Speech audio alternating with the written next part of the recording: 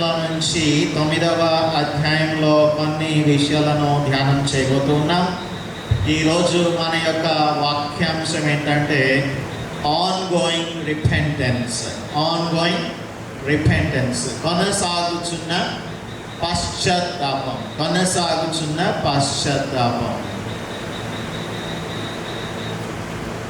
So Nehemiah గ్రంథం చూద్దాం. 9వ అధ్యాయం, నెహెమ్యా గ్రంథం 9వ అధ్యాయం. ఇందులో మనం చూసేటువంటి విషయాలు, మొట్టమొదటిగా అక్కడ అందరూ కూడా ఇశ్రాయేలీలు కూడుకున్నారు. దీనికి 8వ అధ్యాయానికి కూడా కనెక్షన్ ఉంది.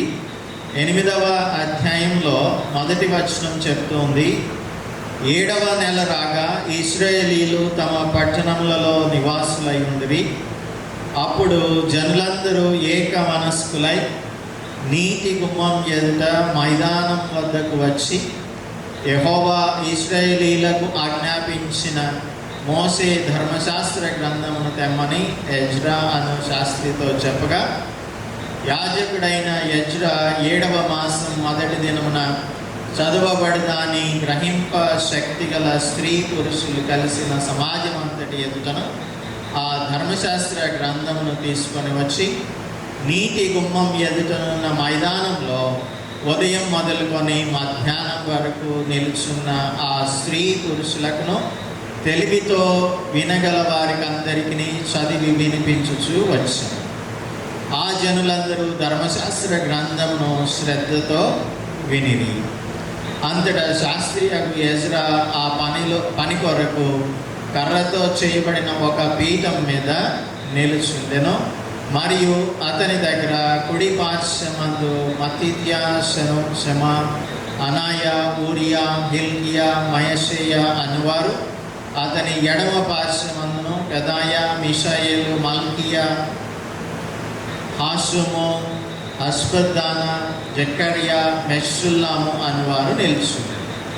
సో ఇక్కడ 6వ వచనం, ఎజ్రా మహాదేవుడైన యెహోవాను స్తుతింపగా జనులందరూ తమ చేతులెత్తి ఆమేన్ ఆమేన్ అని పలుకుచు నేలకు ముఖములు ఉంచుకొని యెహోవాకు నమస్కరించిరి.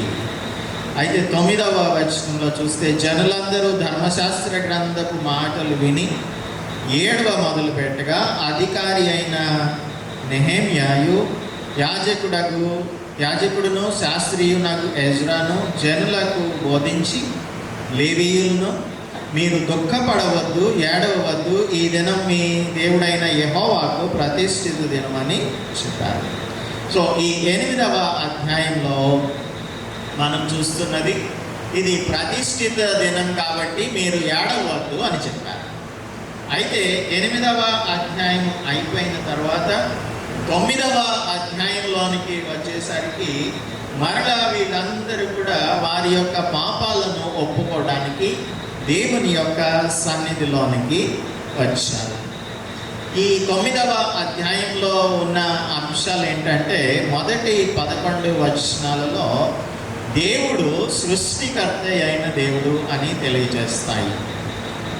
తర్వాత 7, 8 వచనాలు దేవుడు అబ్రహామును ఏ విధంగా ఏర్పాటు చేసుకున్నాడు అనే దానిని తెలియజేస్తాయి.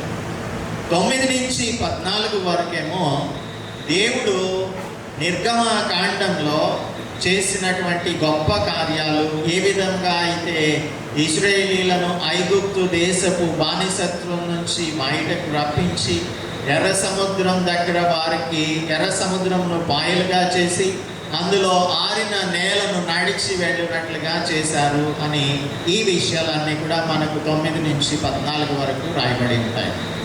అలాగే 15 నుంచి 21 వరకు దేవుడు నమ్మకస్తుడైన దేవుడు. వారు అరణ్యంలో నడిచి వెళుతూ ఉండగా వారి యొక్క వ్యాండరింగ్ పీరియడ్లో, తిరుగులాడుతున్న సమయంలో దేవుడు వారికి అనుగ్రహించిన ప్రొవిజన్ని గురించి, వారికి ఆకాశం నుంచి మన్నాను కురిపించాడు, బండ నుంచి నీటిని అనుగ్రహించాడు, వారికి ఏ లోటు కూడా లేకుండా ఆయన చేశారు అని తెలియజేస్తాయి.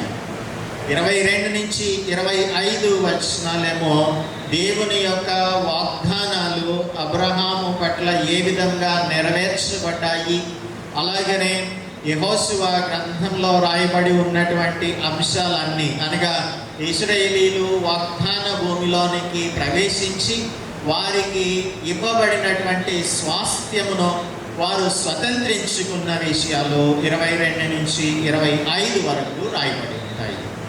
26 నుంచి 31 వరకేమో న్యాయాధిపతుల గ్రంథంలో ఇశ్రాయేలీలు ఏ విధముగా అయితే దేవుని మాట వినకుండా ఆయనకు ఎదురు తిరిగారో, తిరుగుబాటు చేశారో, ఏ విధంగా వారి యొక్క శత్రువుల చేతిలోనికి వెళ్ళిపోయారో, ఆ విధంగా ఆయన న్యాయాధిపతులను లేపి వారికి నెమ్మదిని అనేకమైన సంవత్సరములు కలిగించినటువంటి విషయాలను గురించి రాయబడి ఉంటుంది. అలాగే చివరిగా 32 నుంచి 38 వరకు కవెనెంట్ ఫెయిత్ఫుల్నెస్, వాగ్దానము చేసిన దేవుడు నమ్మదగిన దేవుడు అని అది తెలియజేస్తుంది. అలాగే అన్ఫెయిత్ఫుల్నెస్ ఆఫ్ ఇజ్రాయెలైట్స్, ఇశ్రాయేలీయుల యొక్క అపనమ్మకత్వాన్ని గురించి తెలియజేస్తుంది. అప్పుడు రాజులైనటువంటి వారు ఇశ్రాయేలీయుల మీద ఏ విధంగా పరిపాలన చేశారు అనే దానిని గురించి, రాజులను అపాయింట్ చేయటం మొదలుపెట్టి రాజులు పరిపాలించిన సంగతులన్నీ కూడా ఈ 32 నుంచి 38 వరకు రాయబడి ఉంటాయి. సో ఈ చాప్టర్ యొక్క అవుట్లైన్ని మనం చూసి ఉన్నాము. మన క్రైస్తవ జీవితం పశ్చాత్తాపం, విశ్వాసంతో ప్రారంభిస్తాం.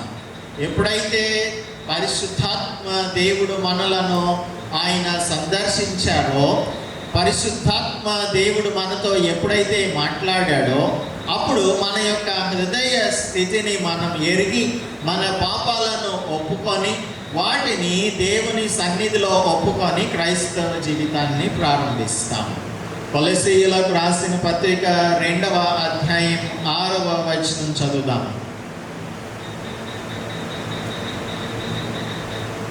కొలసీయులకు రాసిన పత్రిక, apostle Paul's letter to Colossians, chapter 2 verse 6.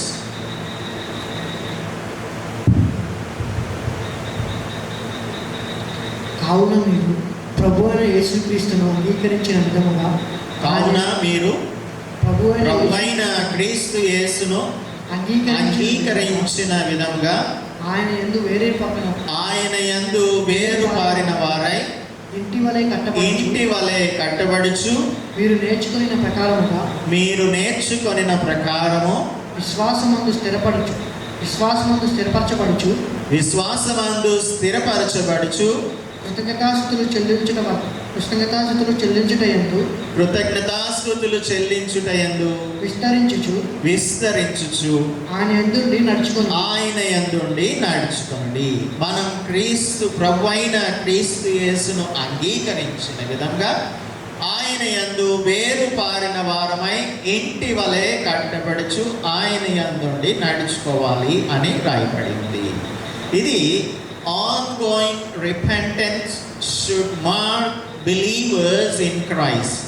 కాబట్టి కొనసాగుతున్న పశ్చాత్తాపడి మనం దేవుని దగ్గరకు వచ్చాం మన పాపముల నిమిత్తం. ఆ పశ్చాత్తాపంతో దేవుని దగ్గరకు వచ్చినటువంటి వారం ఆ దినంతో మన పశ్చాత్తాపం అయిపోయింది అని చెప్పడానికి లేదు. ఈ పశ్చాత్తాపం మన జీవితాలలో ఎల్లప్పుడూ కూడా కొనసాగుతూ ఉండాలి. This is what we call ongoing repentance. ప్రగతిశీల పశ్చాత్తాపం అంటాం, అభ్యుదయకరమైన పశ్చాత్తాపం అంటాము. ఇది కొనసాగుతున్న పశ్చాత్తాపం. ఉపవాస ప్రార్థనకు మనం ఎందుకు వచ్చాము అనంటే, దేవుని యొక్క వాక్యం మనతో మాట్లాడినప్పుడు ఆ వాక్యం ద్వారా మనలో ఉన్నటువంటి లోటుపాట్లను పరిశుద్ధాత్మ దేవుడు మనకు తెలియజేస్తాడు. మనకు ఒక యాక్రోనిమ్ ఉంది. ఆ యాక్రోనిమ్ ఏంటంటే స్పెక్స్ అని ఒక యాక్రోనిమ్. అదేంటంటే ఎస్ అంటే సిన్ టు ఫర్సేక్, వాక్యం చదివినప్పుడు కానీ విన్నప్పుడు కానీ మనం పాటించవలసినటువంటి ఒక ఫార్ములా ఇది. S for sin, sin to forsake. కాబట్టి దేవుని యొక్క వాక్యం మన హృదయంలో ఏదైనా పాపం ఉంటే ఆ పాపాన్ని విడిచిపెట్టమని చెబుతుంది. సో ఆ పాపం మన హృదయంలో ఉన్నప్పుడు దానిని ఒప్పుకొని విడిచిపెట్టాలి. ఇది నంబర్ 1 పాయింట్. పి అంటే ప్రామిస్ టు క్లెయిమ్. దేవుడు అనేకమైన వాగ్దానాలను పరిశుద్ధ గ్రంథంలో మన కొరకు రాయించి ఉంచాడు. ఈ ప్రామిసెస్ అనేకమైన సార్లు అన్క్లెయిమ్డ్గా ఉంటుంటాయి. అంటే మనం ఆ వాగ్దానాలను స్వతంత్రించుకోకుండా వాటిని విడిచిపెట్టేస్తుంటాం. కనుక ఈ విడిచిపెట్టబడినటువంటి వాగ్దానాలు, స్వతంత్రించుకోలేనటువంటి వాగ్దానాలు ఏమైతే ఉన్నాయో వాటిని మనకు వాక్యం తెలియచేసినప్పుడు, yes Lord, this is my promise, I want to have this promise in my life. దీనిని నేను స్వతంత్రించుకోవాలి, క్లెయిమ్ చేసుకోవాలి అని ఆయనకు మనం ప్రార్థించాలి. మూడవదిగా ఎస్పి చూసాము. ఈ అంటేనేమో ఎగ్జాంపుల్ టు ఫాలో. ఏదైనా ఒక మాదిరిని దేవుడు ఈ చదవబడిన వాక్యం ద్వారా కానీ వింటున్నటువంటి వాక్యం ద్వారా కానీ ఈ మాదిరిని నీవు పాటించాలి అని ఆయన మనకు తెలియజేస్తాడు. సో ఆ మాదిరిని మనం ఫాలో అవుతున్నామా లేదా అనేది పరిశీలన చేసుకొని, ఒకవేళ ఆ మాదిరిని మనం ఫాలో అవ్వకపోతే దానిని మనం ఫాలో అయ్యే వారంగా ఉండాలి. నాలుగవది సి అంటే కమాండ్ టు ఒబే. కొన్ని ఆజ్ఞలు దేవుడు మనకు తెలియజేస్తూ ఉంటాడు. పరిశుద్ధ గ్రంథంలో మనకు అనేకమైన ఆజ్ఞలు ఉన్నాయి. ఆ ఆజ్ఞలను మనకు ఎత్తిపెట్టి చూపించి, దీనికి నీవు విధేయత చూపిస్తున్నావా లేదా అని పరిశుద్ధాత్ముడు మనలను ప్రశ్నిస్తూ ఉంటాడు. సో ఆ ప్రశ్న వేసినప్పుడు, అవును ప్రభువా, నేను దీనికి విధేయురాలిగా ఉండలేదు, ఇప్పటి వరకు నేను నీకు విధేయత చూపిస్తున్నాను. అవును ప్రభువా, నేను నీకు విధేయునిగా ఉండలేదు, దీనికి నేను ఇప్పటి నుంచి విధేయత చూపిస్తాను అని మనం ఒప్పుకొని దేవుని యొక్క ఆజ్ఞలకు విధేయత చూపించే వారంగా ఉండాలి. కే అంటే నాలెడ్జ్ అబౌట్ గాడ్.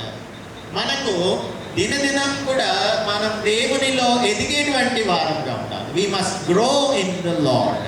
క్రైస్తవ భక్తి అంటే ప్రతి దినం కూడా దేవునితో మనకున్నటువంటి ఆ సమీప సంబంధాన్ని బట్టి ఆయనకు మనం ఇంకా దగ్గరగా ఇంటిమేట్ రిలేషన్షిప్ కలిగిన వారంగా జీవించాలి. కాబట్టి దేవునికి వచ్చినటువంటి జ్ఞానం మనకు లేఖనాలు తెలియజేస్తాయి. సో ఈ లేఖనాలు మనకు మాట్లాడుతున్నప్పుడు ఆ జ్ఞానం మనకు ఇప్పటి వరకు లేనటువంటి విషయాలను తెలియజేస్తుంటే, లేదంటే ఇప్పటి వరకు మనకు తెలియనటువంటి విషయాలను బోధిస్తుంటే, అవును ప్రభువా, ఈ జ్ఞానాన్ని నాకు అనుగ్రహించినందుకు మీకు వందనాలు అని చెప్పి ఆయనకు మనం కృతజ్ఞతాస్తుతులు చెల్లించి ఆ జ్ఞానాన్ని బట్టి మన యొక్క జీవితాలను అన్వయించుకుంటూ జీవించాలి. తర్వాత ఎస్ అంటే స్టంబ్లింగ్ బ్లాక్.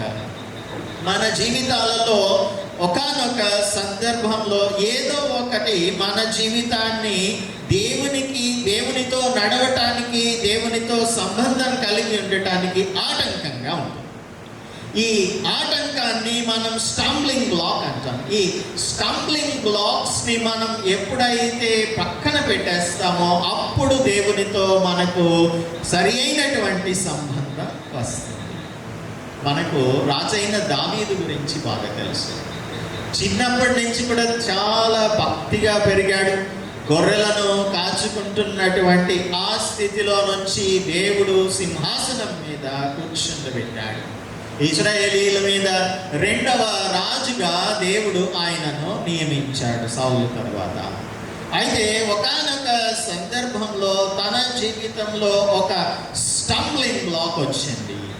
ఆ స్టంబ్లింగ్ బ్లాక్ ఏంటి అనంటే, బెత్షెబా ద్వారా తన జీవితంలోనికి పాపం ప్రవేశించింది. అప్పుడు నాతాను ప్రవక్త ఆయన దగ్గరకు వచ్చి తన యొక్క స్థితిని అర్థమయ్యేలాగా తెలియజేశాడు. ఒక ఉపమాన రీతిలో ఇది సంగతి అని చెప్పాడు. ఆ తప్పు చేసినటువంటి వాడు నీవే అని చెప్పాడు. అప్పటి వరకు డేవిడ్ ప్రార్థన సరిగా చేయట్లేదు, పాపానికి దాసుడైపోయాడు, దేవునితో ఉన్న సంబంధాన్ని పోగొట్టుకున్నాడు.